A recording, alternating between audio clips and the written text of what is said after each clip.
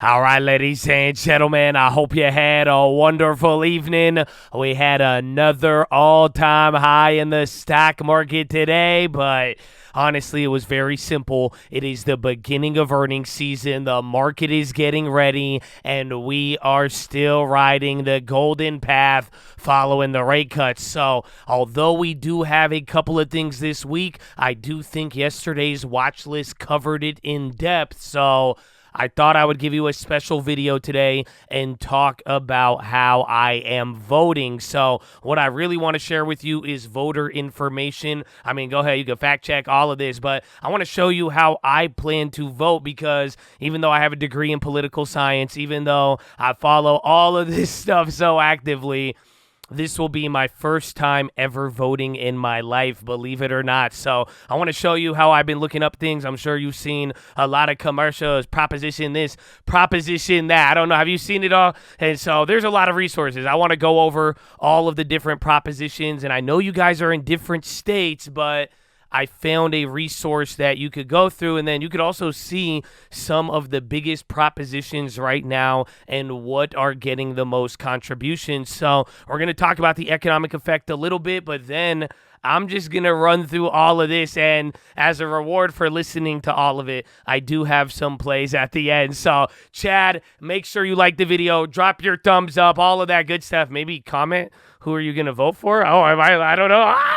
Run it, baby. Working to the couch, it's the 2020 election. Live in the hills, but I still get a spread. Started with a live, but I still reinvest it. Feel how I feel, then you feel like a blessing. I just want the lesson, I just want protection. I'm up and I'm down, but they sound like progression. Farmer never plans if he waits for perfection. Finger to the down, hold it. But right off the bat, before we get into any of the nitty gritty and how to find all of the information, I do hope you guys realize, as far as the stock market is concerned, it doesn't really matter who you vote for. The market is already expecting spending from both of them, ironically. So, we'll find out all of the details once you get an election and all of that, but the market is broadly expecting similar things out of both Kamala and Mr. Trump. So we could get into the bigger topics of why this election is important, but the whole thing here is I want you to be educated, and I hope that you at least do a little bit of research before you go and vote. And now here's the big thing,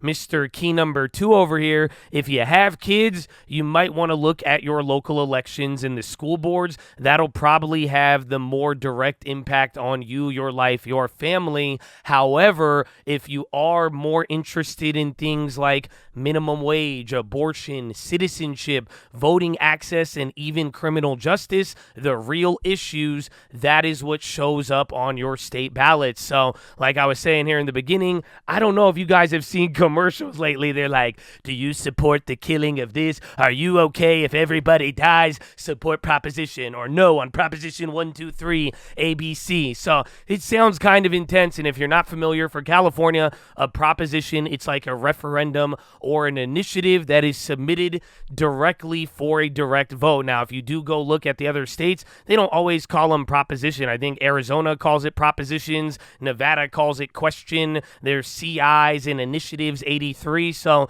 depending on what state you are in, you are going to get something different. But I'll just give you guys this resource right now, a real good website that I found in trying to find all of this. Because again, as I was seeing these commercials and I'm like, wow, this is about to be my first time voting. I'm like, what does all of this mean? What is proposition 1, 2, 3, 4, 5, 6, A, B, C, D, D, whatever?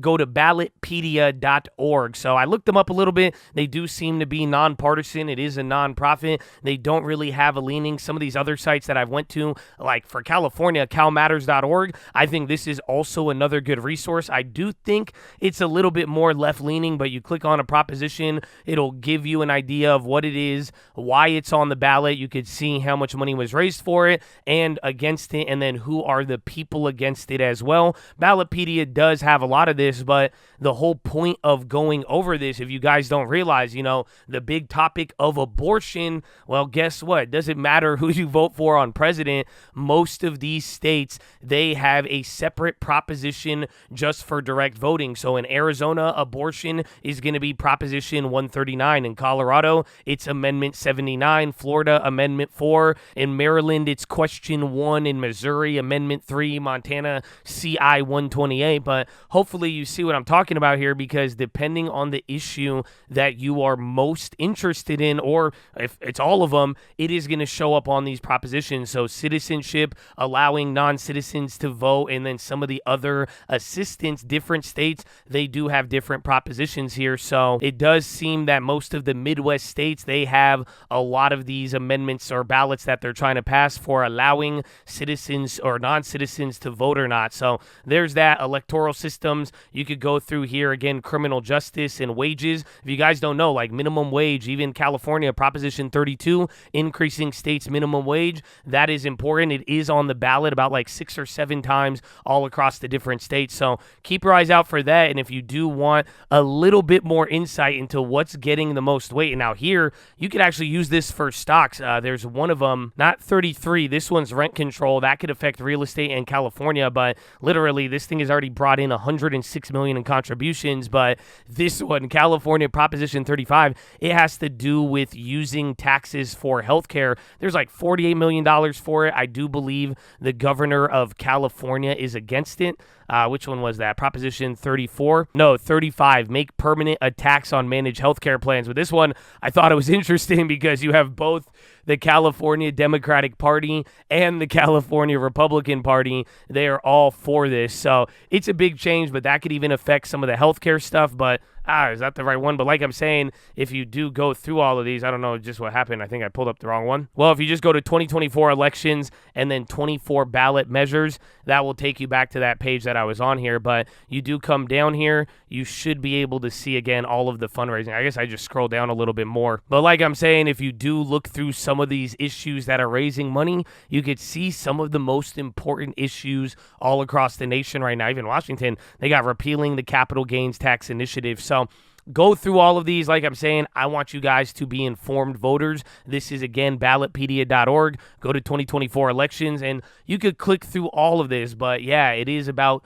Kamala and Trump. But when it's all said and done, there's a lot of other issues. I'm sure when you go down and start voting, there's going to be a lot of things that you can select. So hopefully you are informed and are making an idea. I did bring this up with the chat earlier today, and they gave some decent advice, especially if you're more fiscal conservative. They were saying they vote no on all propositions, but like I'm saying, depending on like what you stand for and what you want in your area, remember there's even like the local elections as well. You can start to choose and pick and choose what you want. So I'm not going to tell you which ones I'm doing and which ones I'm not, because I'm not trying to influence you. Again, I have given my opinions, and recently I have made a lot of choices to go for a certain candidate, but when it is all said and done, the goal here, I've always given you guys information, and I do want you to be informed, educated Americans. Doesn't matter who you vote for, and that's why I'm saying you should go look up all of these bills, all of these ballots, get an idea depending on what state you're in, and then that way you'll be good to go, and you could even follow the money a little bit. So I hope that helps you out. Let me know what you think of all of it. And now, since you made it through all of my plays that I am going to be looking at tomorrow, it is going to be all of the plays that I made, or even the plays that we were talking about yesterday for earnings. Like I said, there was a list of a lot of companies that I would not ignore, and I did decide to make a play on 2 of them. I did grab a play on Netflix today because it's been running so much. I'm figuring, hey, man, it's kind of been a little melt up here, although I do think the liquidity and a lot of things are going to drive it up. I think we've already moved a big amount, and I do think the market is going to move in burst with earnings. It's going to get a pop as everyone gets hyped up. 1 or 2 bad earnings or mediocre, especially if the market runs a lot, things will cool out, and then you're going to wait till the next week and do that. But we do have a weird volatility setup leading into the election in just a couple of weeks. So I did grab Netflix October 25, 520 puts. I grabbed 2 of them for 40 cents. If I could sell them out before and make them free,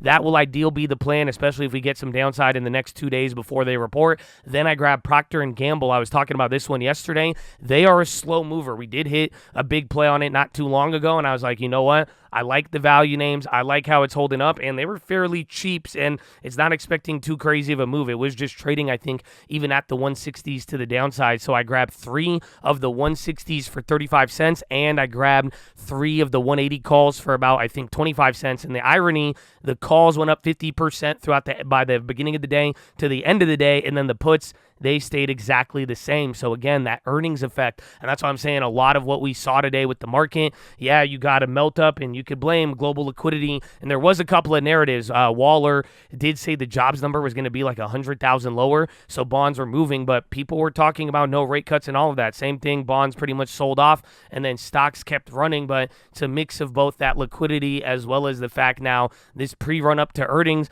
it's not surprising everybody goes ape leading into it, and then you're going to get a lot of volatility following it. So we did get some of those earnings reactions. Those were the first 2 plays, and then it was like middle of the day. We just kept running. I was kind of feeling it, and I was right on the upside, but short on time on the last ones. They keep getting me, but I did decide to go with a Friday 570 put on this SPY. This is literally just where we had a couple days ago. Spent $100, so hopefully we can make some money on here on any of the other calls, and then if not, downside might protect us a little bit, but I've been close, but no cigars. Like playing roulette, man. So I don't know. Be very, very careful with this. That is gambling. But that was the third play. And then finally, I did make a more speculative play. And this one's big. I grabbed Robinhood. So there's a rumor going around that they're going to be announcing futures trading. They have an event scheduled in the next 2 days, and then they have earnings just in a couple of weeks. So November would cover the earnings. I grabbed the November 15th. I grabbed 100 of the 38 calls for 25 cents. Every single one of these features, and I even think futures trading, depending on if it's free,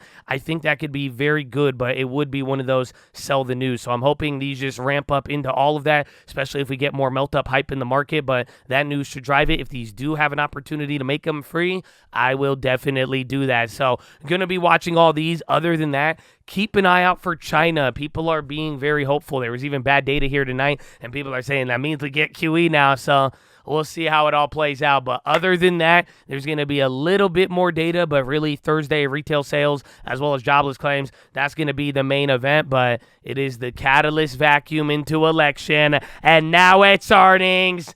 So I hope you're ready, but that is your watch list, ladies and gentlemen. Make sure Hydra Healthy ready to go. Make sure post your watch list. Make sure we see you there in the morning. I need the armor on. I need the helmet shining.